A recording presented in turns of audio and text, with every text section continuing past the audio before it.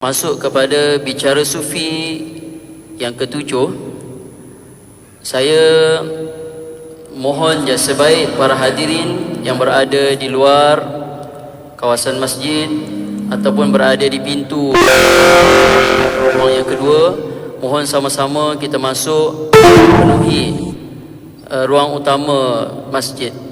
Dan kepada muslimat, hadirin muslimat, perempuan yang berada di atas, sama-sama kita turun bawah, penuhkan ruang wanita di belakang sana.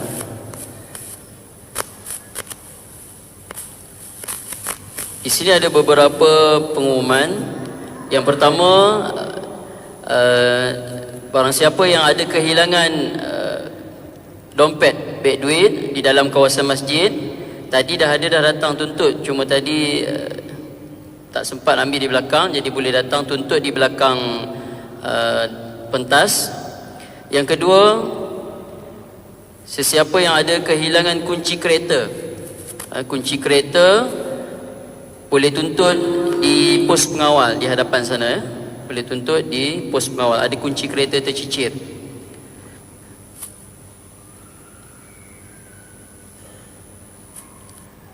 Alhamdulillah, kita akan teruskan kepada bicara sufi yang ketujuh yang akan disampaikan oleh Dr. Muhammad Hafiz bin Sarani.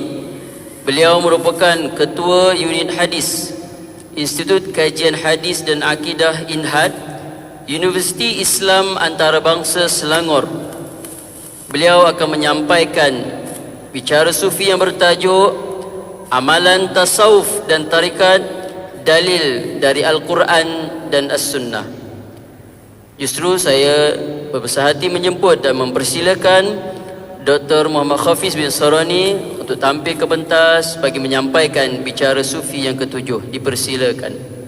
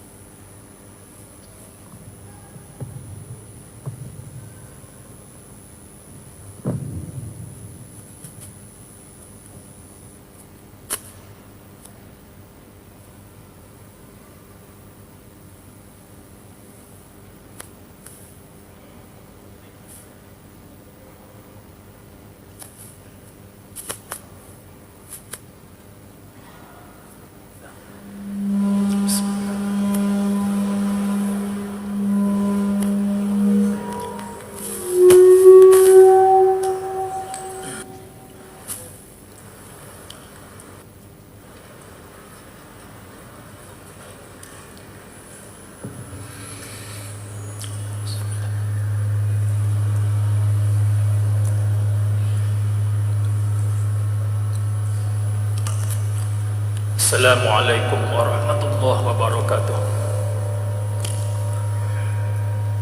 Bismillahirrahmanirrahim. Innal hamdalillah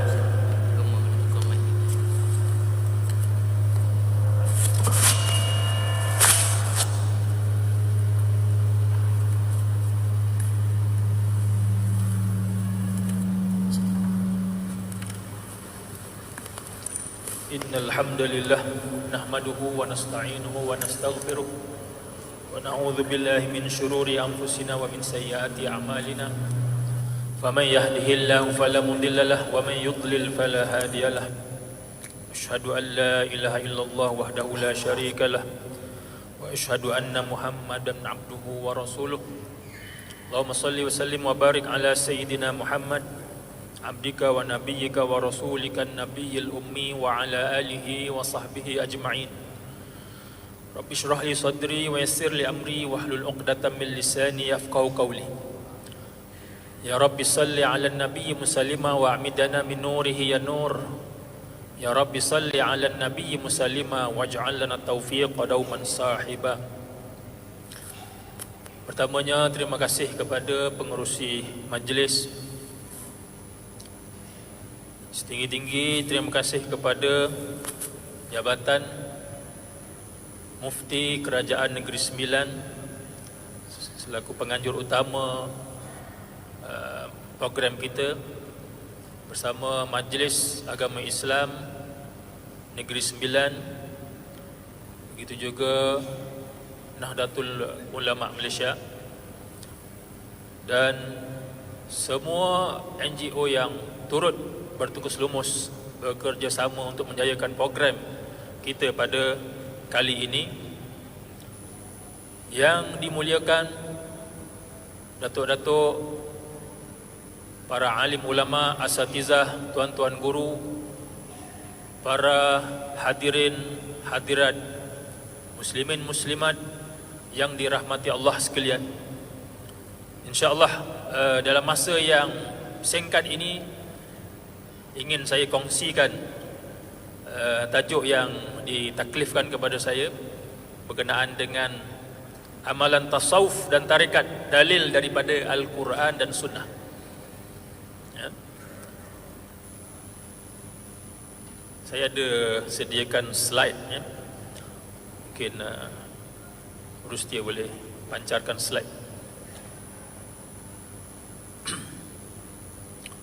Dan kita sudah mendengar daripada pembentang-pembentang sebelum ini, para masyayikh, para ulama yang telah menyampaikan, ya, banyak mutiara-mutiara yang tuan-tuan telah dengar daripada pagi, daripada malam tadi, sehinggalah ke hari ini. Namun saya ini hanya khadim sahaja, khadim. Jadi saya punya pembentangan ini semata-mata dari aspek dalil, amalan tasawuf dan tarekat, berkaitan dengan daripada Al-Quran dan Sunnah, yang mana ada setengah pihak yang cuba untuk menolak disiplin tasawuf ini, dengan merujukkan asal disiplin tasawuf ini bukan daripada Islam, dan ini bukannya ditulis di peringkat surat khabar ataupun ditulis di media-media sosial, tetapi sampai ke peringkat universiti, sampai ke peringkat universiti, tesis-tesis PhD yang dihasilkan di setengah universiti, sampai ke level akademik. Kefahaman itu cuba diketengahkan, kepada masyarakat, nak mengatakan tasawuf ini sebenarnya bukan daripada Islam.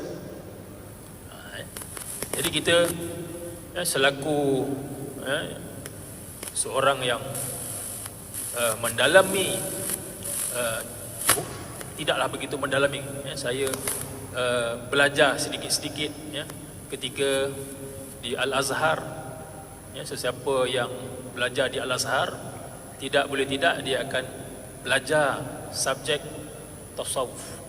Subjek tasawuf ini adalah salah satu daripada subjek yang mesti diambil oleh sesiapa yang belajar di Al-Azhar di Mesir. Dan di sana kita selain secara sistematik, secara normal, ada juga kita belajar secara informal dengan masyayikh di luar daripada universiti, daripada Al-Azhar.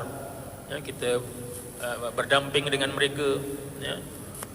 Jadi kita melihat bahawa tasawuf ini tidak mungkin datang daripada pengaruh luar, tidak mungkin datang daripada ajaran-ajaran bukan Islam. Ada yang mengatakan, Tuhan yang datang itu mengatakan daripada Kristian, pengaruh daripada Kristian, padri Kristian, ataupun pengaruh daripada sami-sami Hindu, Buddha dan sebagainya. Padahal apabila kita belajar disiplin tasawuf itu, kita melihat ianya adalah intipati Islam itu sendiri. Teras bagi agama Islam itu sendiri adalah tasawuf. Tidak diambil daripada mana-mana, bukan pengaruh mana-mana, tetapi ianya adalah datang daripada Al-Quran dan juga As-Sunnah. Jadi itu yang ingin saya kongsikan, perbincangan yang akan saya ketengahkan pada petang yang berbahagia ini, yang mana antara perkara yang paling penting menurut Syekh kami Profesor almarhum Profesor Dr. Judah Abdul Yazid Al-Mahdi, beliau seorang ulama Al-Azhar, telah wafat, dan banyak menulis kitab-kitab dan karya-karya yang sangat berharga. Walaupun beliau bidang tafsir, dan juga disebut sebagai Syekhul Mufassirin, Syekh ahli tafsir, beliau juga adalah Syekh At-Tariqah, Syekh tarikat. Dan beliau melihat perkara ini penting disebut bahawa nak menentukan sumber asal tasawuf ini, bahawa ia sebenarnya datang daripada Al-Quran, dan Al-Quran dan As-Sunnah ini merupakan satu tugas yang penting sekarang ini. Bukan lagi kita jadikan dia sebagai perkara sampingan ataupun kita buat tak tahu. Bahkan ini sudah menjadi tugas yang sangat penting, untuk kita menentukan, untuk menjelaskan, menonjolkan sumber asal tasawuf ini sebenarnya datang daripada Islam, datang daripada intipati Al-Quran dan As-Sunnah itu sendiri. Disebabkan tomahan-tomahan tadi yang mengatakan cuba nak mengasingkan disiplin tasawuf ini daripada agama Islam. Jadi sudah menjadi kewajipan kita, untuk kita memastikan, dan juga kita memberitahu kepada semua, memberitahu kepada masyarakat bahawa tasawuf inilah sebenarnya yang perlu ada pada setiap orang Muslim. Dia bukan lagi pilihan, bukan pilihan, tetapi dia adalah perkara yang mesti dipunyai oleh setiap Muslim. Ini dari segi tasawuf. Saya belum menyentuh tentang tarekat, sebab tasawuf ini adalah yang sama artikan dengan Al-Ihsan. Al-Ihsan yang kita tahu semua dalam hadis Jibril, apabila Jibril bertanya mal ihsan, maka Rasulullah sallallahu alaihi wasallam menjawab, al-ihsan an ta'budallah ka'annaka tarah fa illam takun tarah fa innahu yarak. Saya setiap kali sebut hadis ini, baca hadis ini, tak pernah jemu. Saya tak pernah jemu. Dengar setiap kali dengar tu saya masih lagi suka, gemar untuk dengar, dan tak akan jemu. Walaupun dah kita dengar beratus kali, mungkin beribu kali dengar, tapi sebab kita tak dapat nak capai lagi. Kita tak dapat nak capai apa yang disebutkan oleh Nabi sallallahu alaihi wasallam, an ta'budallah ka'annaka tarah.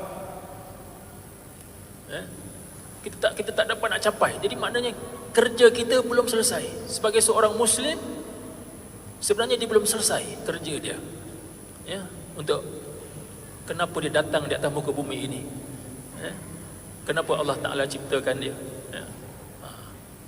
Sedangkan kita maklum, kita diciptakan oleh Allah Subhanahu Wa Ta'ala untuk mengabdikan diri kepada Allah, untuk menyembah Allah Subhanahu Wa Ta'ala, untuk beribadat kepadanya. Tetapi kita hidup di atas muka bumi ini mungkin lalai dengan kehidupan dunia, lalai dengan kerja, lalai dengan berbagai-bagai perkara yang memalingkan kita daripada ibadah, memalingkan kita daripada Allah Subhanahu Wa Ta'ala. Jadi sebab itu penting untuk setiap orang Muslim ini kita sedarkan, kita bagi tahu, maklumkan bahawa tugas sebagai seorang Muslim belum selesai selagi belum mencapai apa yang disabdakan oleh Nabi sallallahu alaihi wasallam, tentang ta'budallah ka'annaka tarah. Walaupun tak capai tak apa, walaupun kita mati dalam keadaan untuk menuju ke arah itu lebih baik. Itulah yang sepatutnya. Maknanya bila kita menumpukan tumpuan kita kepada Allah Subhanahu wa taala sepenuhnya, jadi itu sekurang-kurangnya kita sudah membetulkan hala tuju kita, arah hidup kita. Jadi kita kena melihat balik, betul tak hala tuju jalan yang kita lalui, arah hala tuju hidup kita ini betul ataupun tidak. Adakah betul jalan yang kita tuju ini hendak menuju kepada Allah Subhanahu wa taala, ataupun hanya jadi sampingan sahaja, hanya jadi waktu-waktu tertentu sahaja, bukan sepenuhnya kita benar-benar bertawajuh menumpukan pemikiran kita punya perjalanan hidup kita itu untuk menuju kepada Allah Subhanahu wa taala. Jadi itu adalah dalilnya yang paling besar sekali. Dalil yang paling besar sekali.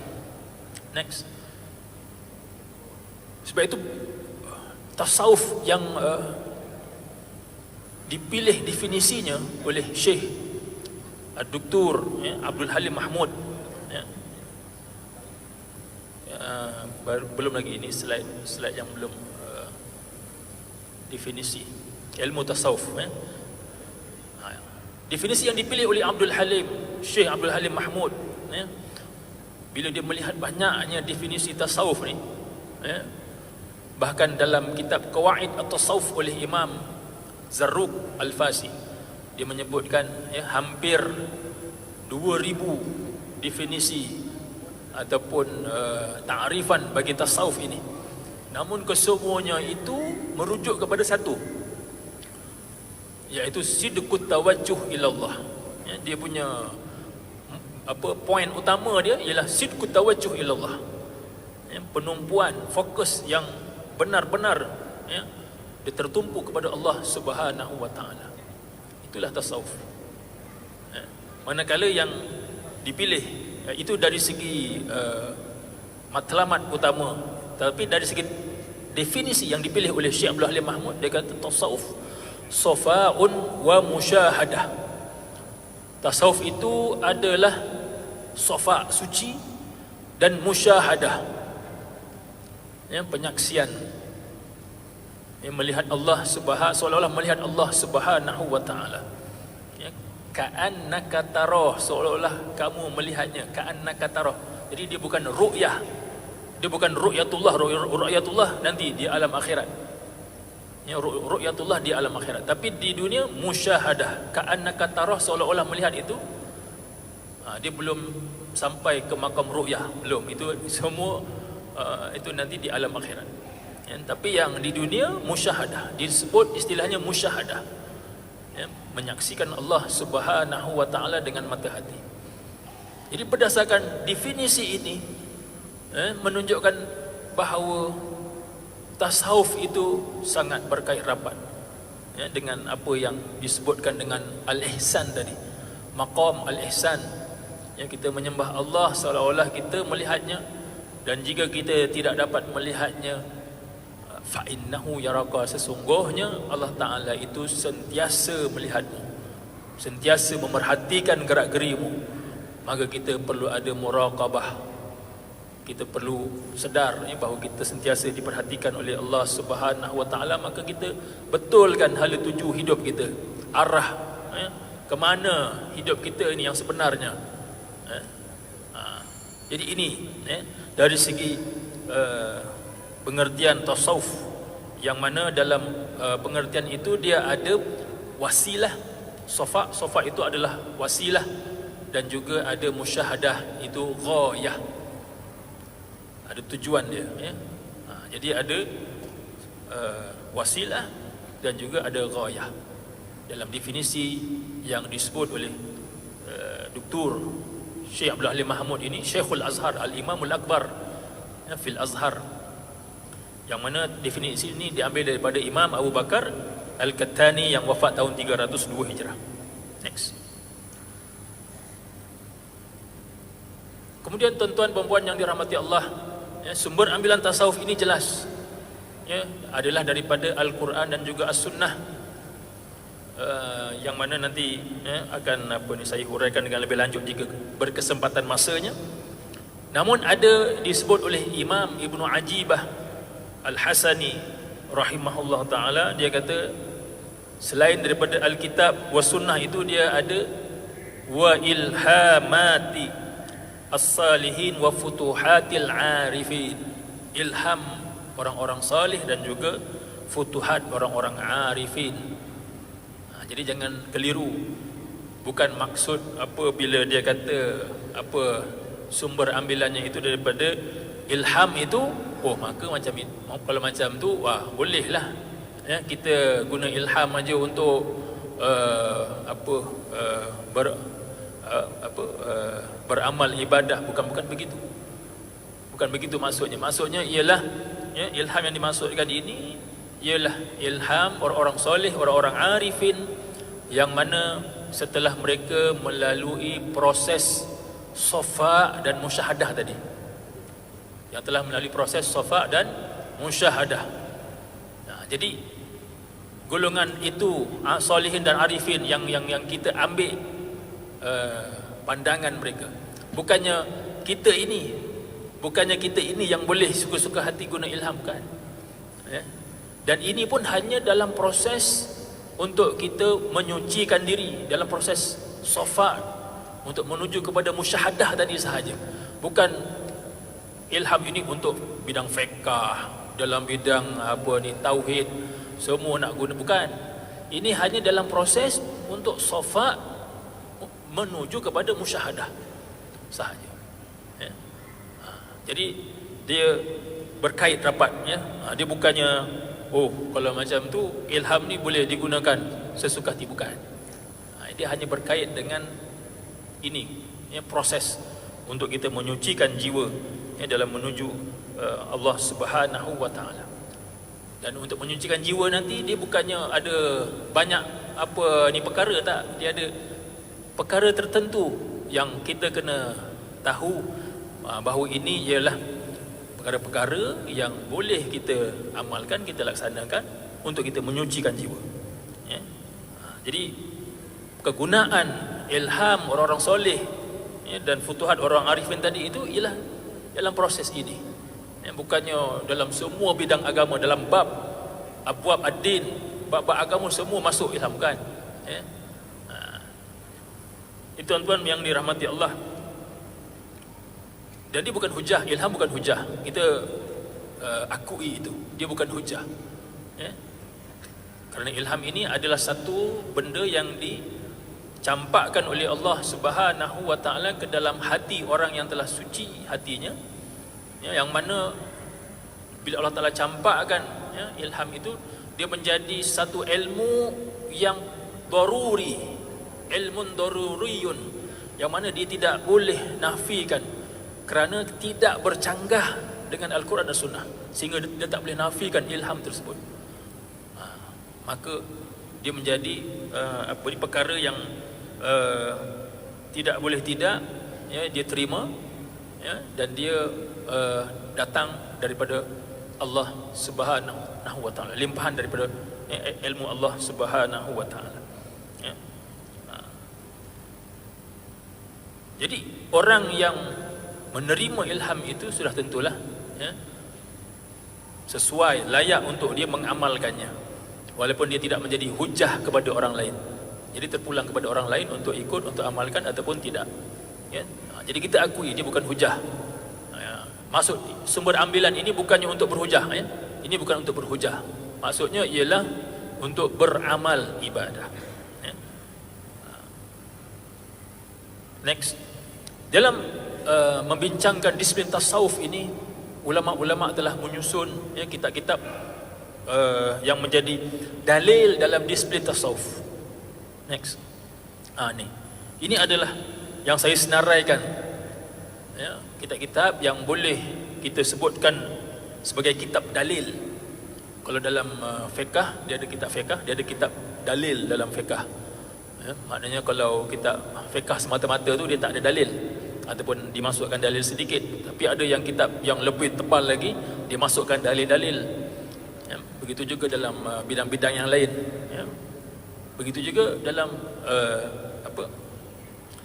ilmu tasawuf ni juga sebenarnya ada kitab dalil yang antaranya saya senaraikan di situ kitab Al-Arba'un fit Tasawuf oleh Imam Abu Abdurrahman As-Sulami, kitab Al-Arba'in oleh Al-Hafiz Abu Nu'aim Al-Asbahani. Cuma masalah ulama-ulama yang menyusun kitab-kitab yang mengandungi dalil bagi amalan-amalan tasawuf ini, mereka mempunyai sedikit kekurangan dari aspek disiplin ilmu hadis.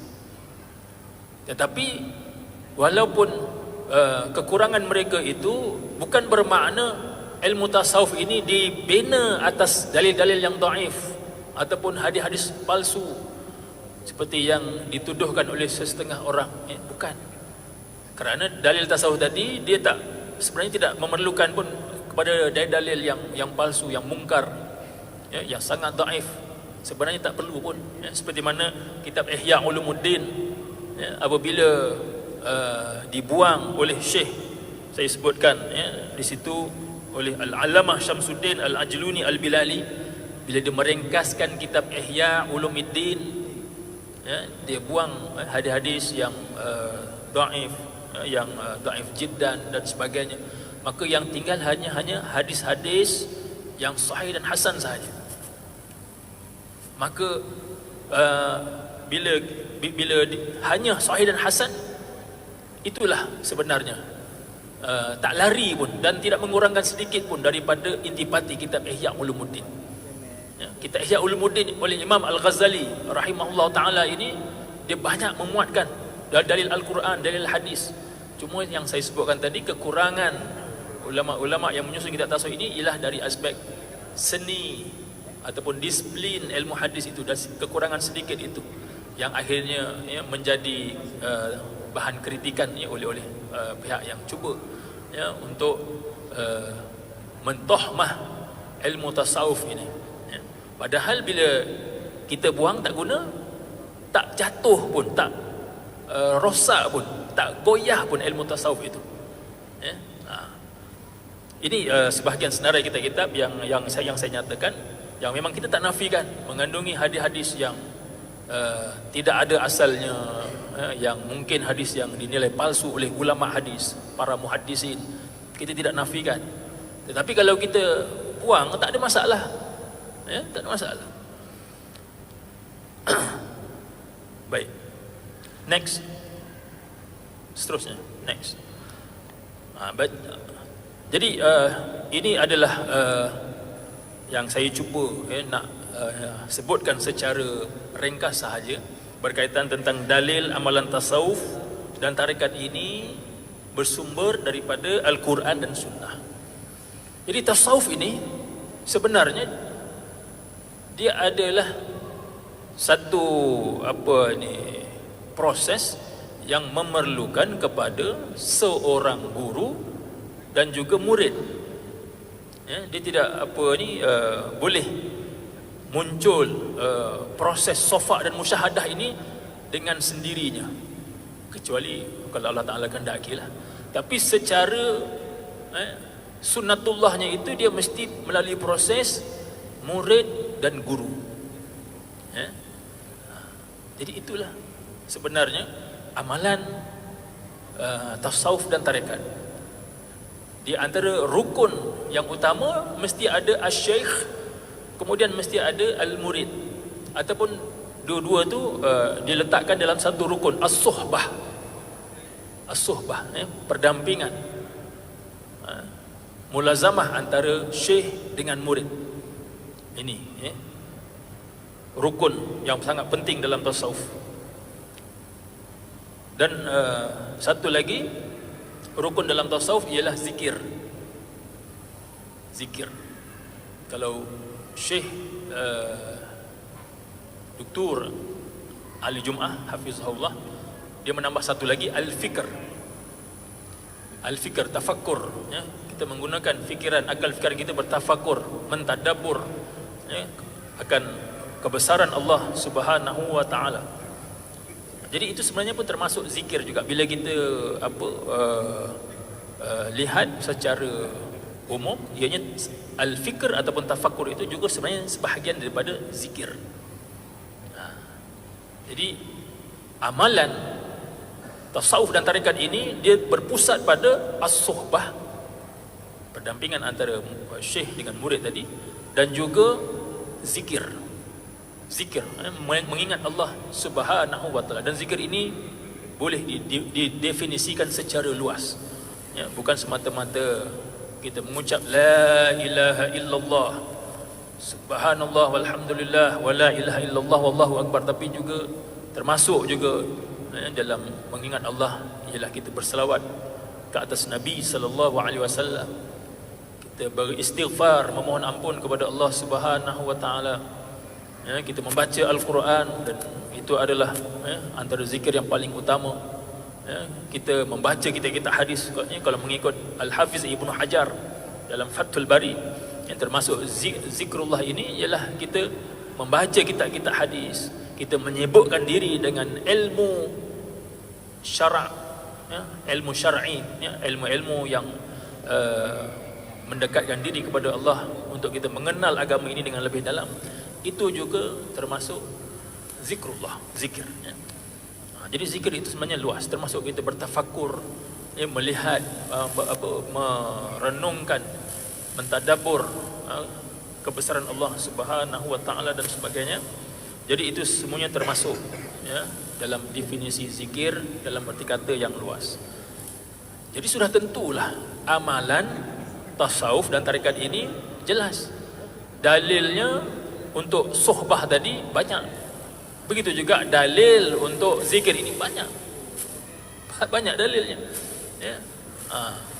Cuma untuk lebih detail, maka saya bawakan, ya, di antara dalil pentingnya syekh dengan murid, ya, dengan orang yang dididiknya, yang menjadi, ya,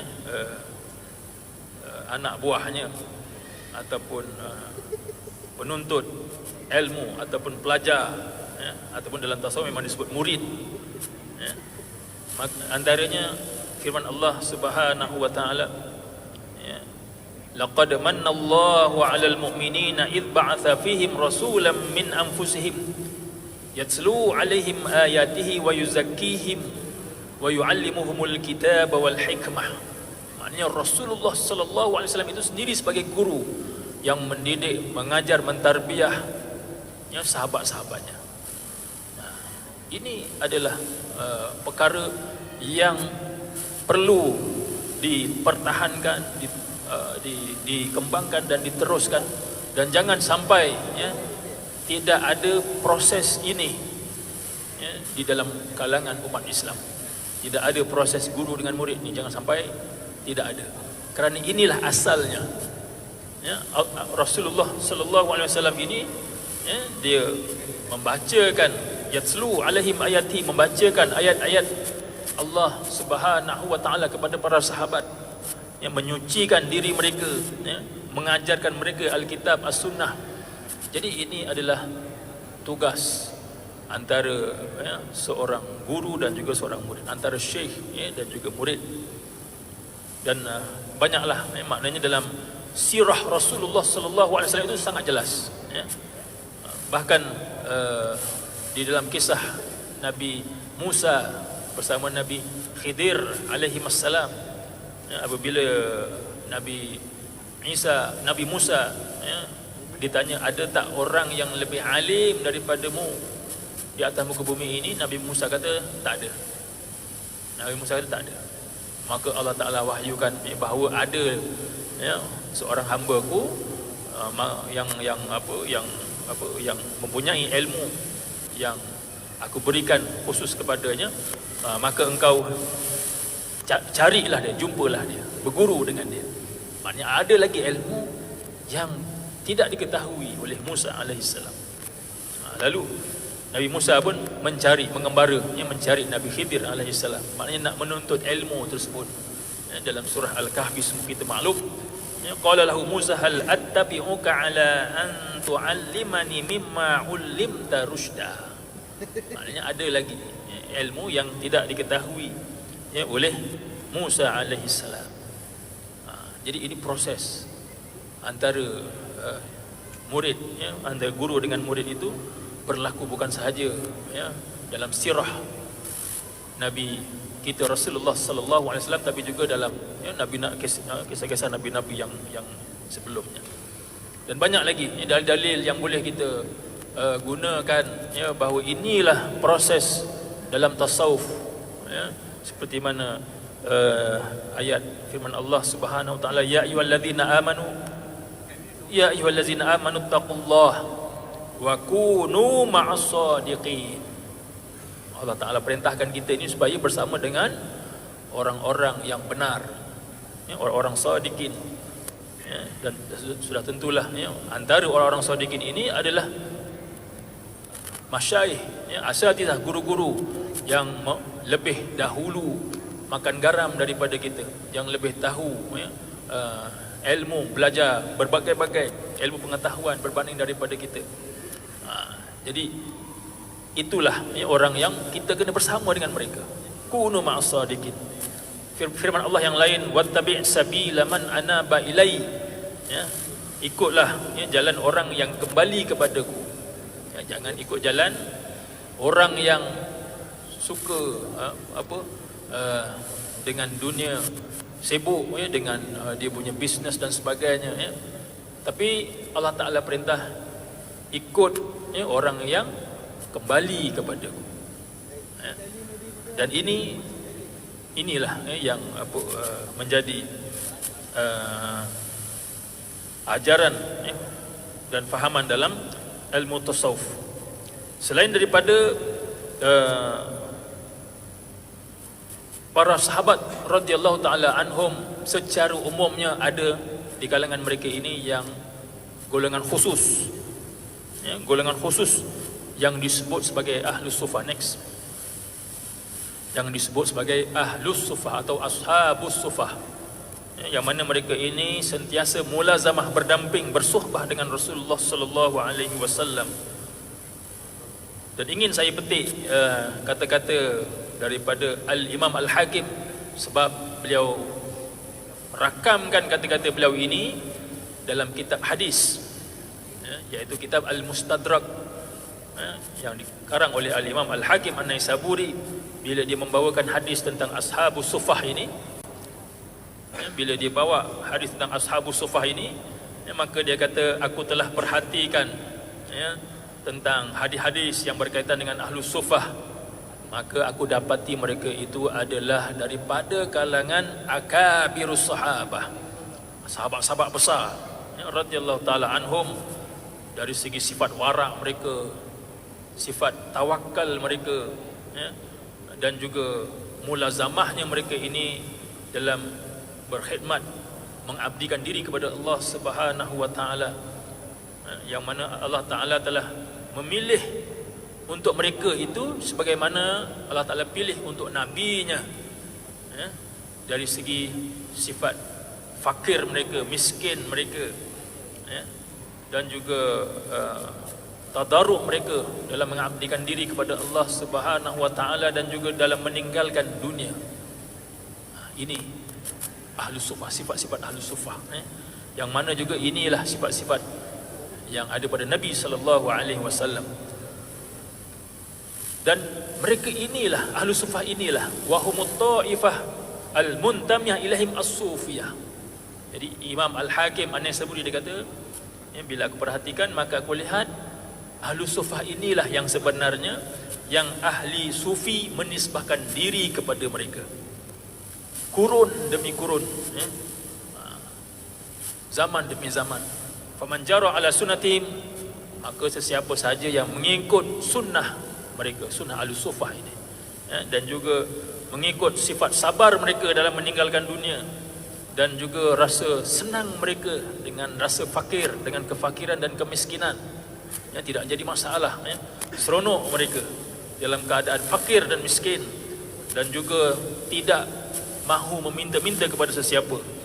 Maka kalau ada sifat-sifat ini, maka orang seperti inilah ya, golongan seperti inilah, mereka ini sebenarnya meneladani, mencontohi golongan ahlus sufah yang sentiasa bertawakal kepada Allah Subhanahu wa taala.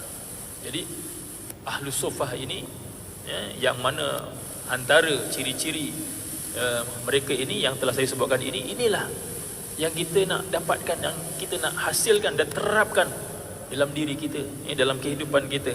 Kita nak mencontohi mereka, walaupun mungkin kita tak dapat nak contohi 100%, kurang-kurangnya 90%. Tak dapat 90%, kurang-kurangnya 70%, sekurang-kurangnya 50%. Maknanya semampu mungkin yang kita cuba untuk kita mencontohi mereka ini, sebagai role model itu. Walaupun kita mati sekalipun dalam usaha kita itu, kita serahkan kepada Allah Subhanahu wa taala. Jadi jelas tuan-tuan yang dirahmati Allah Subhanahu wa taala, slide saya ini panjang banyak, tapi mungkin tak sempat saya nak sebutkan semua, cuma bila diminta untuk jelaskan dalil Al-Quran dan Sunnah berkenaan dengan amalan tasawuf dan tarekat ini, jelas. Kita lihat tasawuf itu apa rukunnya, apa yang menjadikan perkara itu disebut tasawuf. Maka bila kita melihat ianya adalah suhbah antara syekh dengan murid, ini banyak dalilnya dalam Al-Quran dan Sunnah. Bila disebut apa amalannya ialah zikir, ini banyak dalilnya dalam Al-Quran dan Sunnah.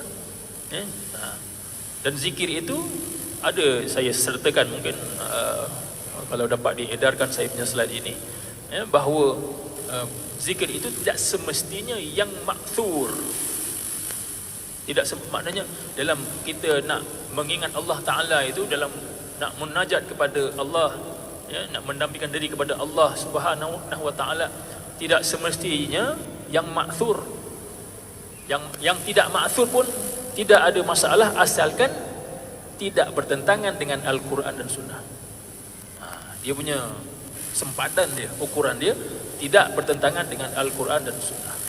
Seperti mana yang kita tengok selawat-selawat, yang mana ini selawat ini daripada Syekh Fulan, Kalau apa ni yang tak suka ni kata ini bid'ah, tidak diajarkan oleh Nabi sallallahu alaihi wasallam. Padahal Nabi mengajarkan selawat Ibrahimiyah itu pun kerana diminta oleh sahabatnya, bagaimana nak berselawat kepadamu ya Rasulullah.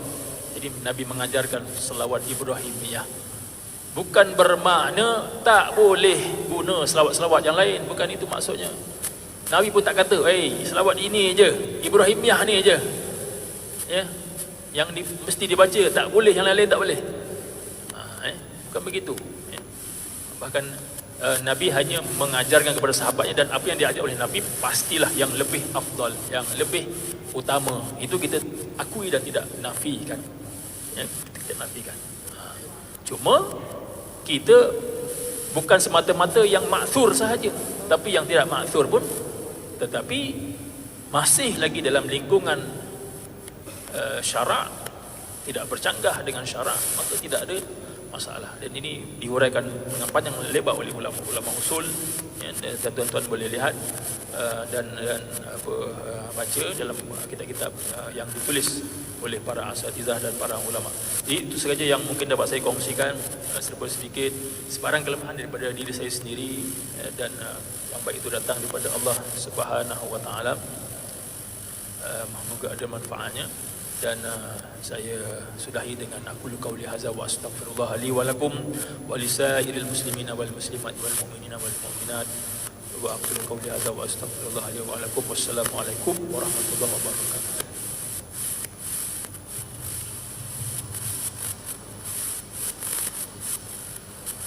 Alhamdulillah, jazakallah khairan jazak kepada Al-Fadhil Dr. Muhammad Hafiz Sarani di atas penyampaian bicara sufi yang ketujuh, amalan tasawuf dan tarikat, dalil dari Al-Quran dan Sunnah.